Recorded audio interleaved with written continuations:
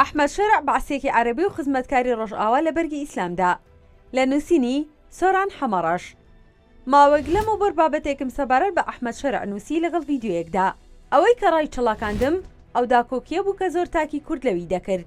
لە کاتێکدا کە لە ڤیدیۆکەیدا تەنها بەدوە عەرەبەکانی ناوچەکانی ڕۆژئاوای کوردستان بە کەسوکاری خۆی دەزانێت و بە پێی ڤیدیۆکە کورد بە موسڵمان و ئەزیدیەوە پەیوەندی بەونیە و ناویان ناهێنێت.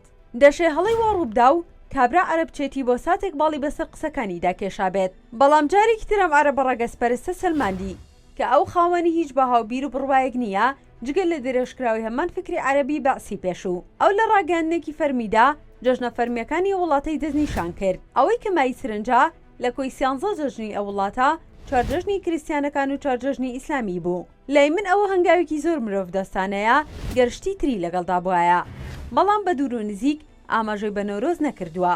لە کاتێکدا کە جەژنی دایک جەژنی کرێکارانیش بەشێکن لەو لیستە 13 جەژنەی کە دەیناون، جەژنی کوردی تێدا نییە. بۆ جۆرە ئەحمەد شەرع 4 جەژنی بۆ کریستیانەکان داناوە، بەڵام کورد جەژنی نییە لە وڵاتەدا. ئەوەی مای سرنجە میری ئومەوی ئیسپانیا کە بەدڵنیایی لە ئەحمەد شەرع موسڵمانتر بووە، لە سەدەی نۆهەمدا جەژنانی نەورۆزیدا و بە مۆسیقەناسی کورد زەریا بوو.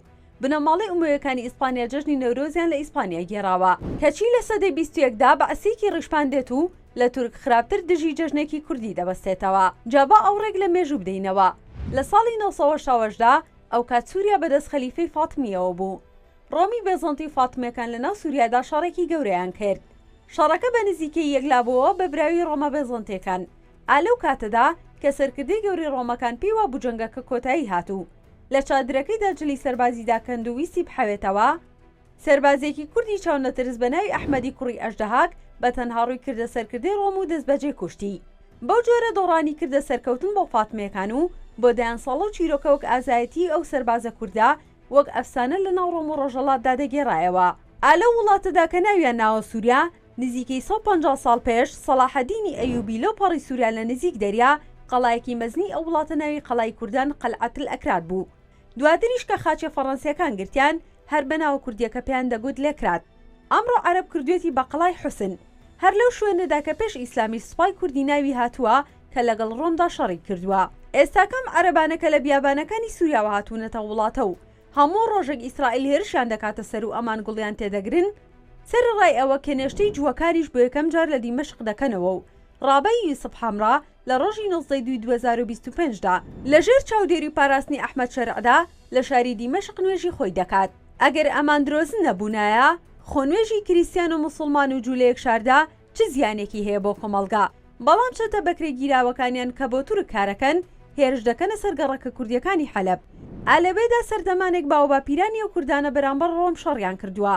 هێشتا زۆر عەرەب حەلەبی نەبینی بوو. ئەوە جگەلەوەی چەند مانگێک لەمەوە بەربینیمان کە چۆن وەکو دڕندا کەوتبوونە کوشتنی منداڵ و ژن و پیری دروز و عەلەویەکان. هەموو ڕووداوەکان ئەوە دەسەلمێنن کە ئەحمەد شەرع تەنها بەعسێکی دژە کوردی خزمەتکاری ڕۆژئاوا و خزمەتکاری ئیسرائیلە و دژیبوونی کووردا. بەڵام جێیدا خێشتا کوردێکی زۆر هەواداری ئەم خزمەتکاری ڕۆژئاوایە کە هەموو سنوورێکی خۆ بەدەستەوەدانی بەرامبەر ئیسرائیل پساندووە و ئەو وەک خزمەتکارێکی تورک هێرش دەکاتە سەر کورد و هەر بۆ ڕازەیکردنی ئەوانیش حساب بۆ نەورۆز ناکات. لە لایەکی ترەوە خزمەتکارێکی ڕۆژئاوا و ئیسرائیل 4 جەژن بۆ کریستیانەکان دەکاتە فەرمی لە وڵاتەدا و کنێشتەی جووەکان بۆ یەکەم جار لە دیمەشق دەکاتەوە و ڕۆژانە بە شانازیە و شەقی میزری ئیسرائیل قبوڵ دەکات. کۆی ڕووداوەکانەوە دەسەلمێنن کە ئەحمەد شەرع بەعسیەکی عەرەبی ڕەگەزپەرستی دوژمنی کوردە و هیچی تر. بەڵام هەنگاو ڕەشەکوژیەکانی دژی خەڵکی سووریا وا دەکەن کە وڵاتی کە ناوی سووریایە بۆ هەتایی پارچە پارچە بێت.